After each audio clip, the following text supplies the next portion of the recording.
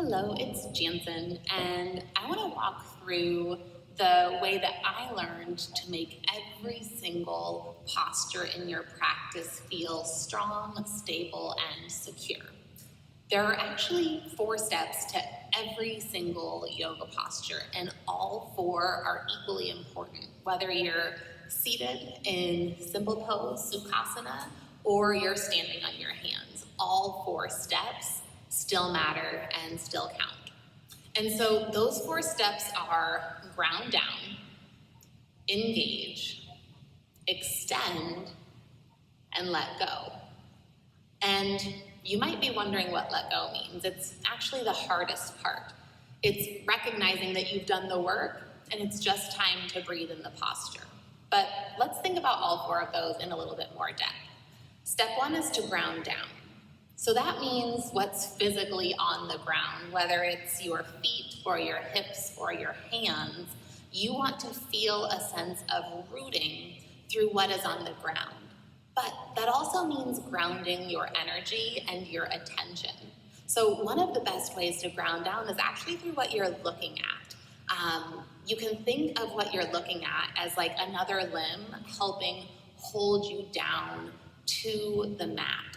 And it also helps focus your attention and your energy, which is some of the other parts of your yoga practice. Beyond the asana, being able to focus your attention and your energy on a single point of focus is an incredibly fruitful practice. And so that first step, grounding, is about what's physically on the ground.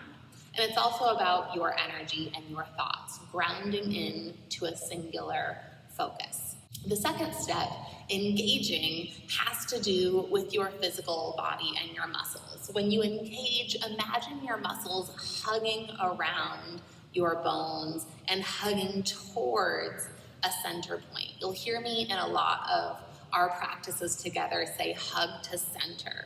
And what that means is I want you to imagine the very center of your body where your rib cage and your spine meet, and also the very inside part of your body.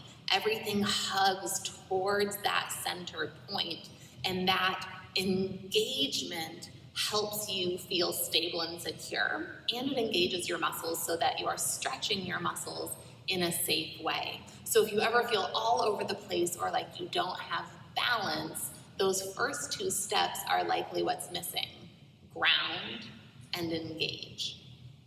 Now, once you're grounded and engaged, then comes the third step of your postures, which is to extend.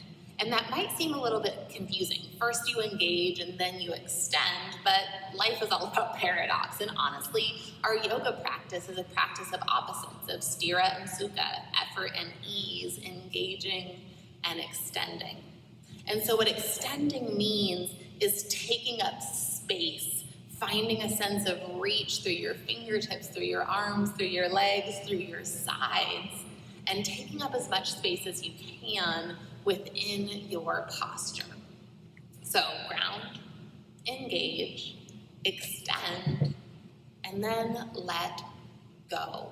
Give it away. Ishvara Pranidhana is another aspect of our yoga practice. Before we practice our physical postures, we have to have these basic lifestyle and mindset traits, and one of those essential traits is Ishvara Pranidhana, give it away.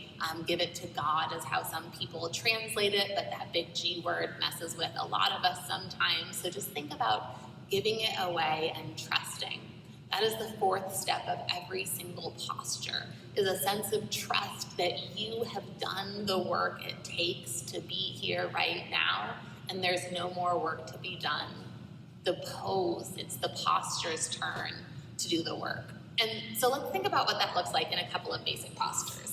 Starting with Sukhasana. Let me back up so you can see my body. Sukhasana, easy pose, could easily be misconstrued as just sitting here, but let's apply the 4 steps. First, ground down. Feel your hips press down, feel your feet against the mat. Notice what your gaze and your energy are doing. Gaze softly ahead of you or behind your eyelids. You may even gaze up towards the center of your eyebrows with your eyes closed. Then engage, hug hug towards that center point in your body. Feel the strength that comes from that engagement. Third step, extend. Feel the length in your sides of your neck, the sides of your body. Extend your knees out and away from you. Maybe feel a slight stretch of your fingers. And the final step is to let go. With your grounding, your engagement, and your extension, you have done enough, and you can simply enjoy the posture. Now, let's apply it to a standing pose. Let's apply this to, let's go with Vinyasa, crescent lunge. So, starting on the ground, because we start with grounding, you press down into your feet. Feel stability through your feet.